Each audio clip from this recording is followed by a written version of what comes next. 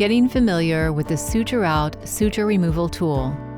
After removing the SutureOut tool from its sterile packaging, remove the cover from the adhesive pad. Hold the SutureOut tool between two fingers at the opposite end of the guarded blade, with the adhesive pad side facing you. With your forceps, gently lift the suture near the knot.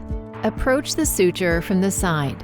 Using the SutureOut tool's guarded blade, slice through one side of the suture directly below the knot.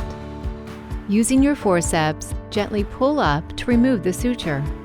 Place the removed suture on the adhesive surface. Repeat until all sutures have been removed. Place the SutureOut tool into a sharps container when finished.